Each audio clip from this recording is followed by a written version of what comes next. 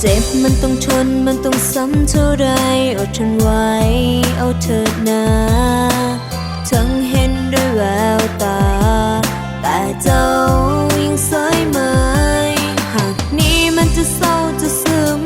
ครั้งหนึ่งนั้นก็พอใจได้หาบ่มีใครอยากจะอกหัก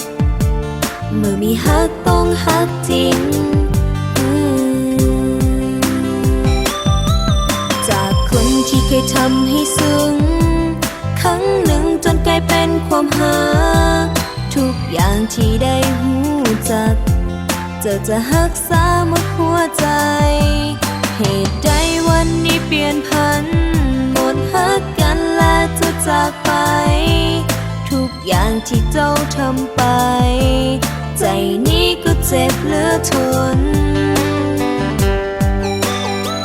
จนสิ้นสีว่าเวลาผ่านไปบ่มีภัยคอยดูแล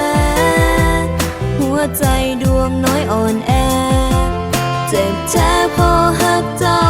และในตอนนี้เขานั้นได้ของฮักเจ้าอยู่ทุกวันก็ขอให้ฮักมัน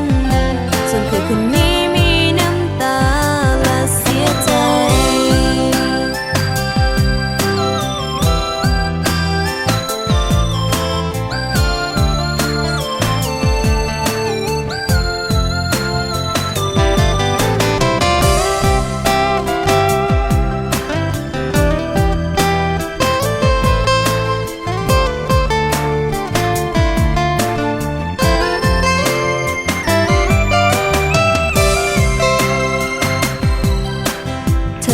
จะลืมคนนี้ได้ลงก็บ่สนเพราะว่าใจเคยหา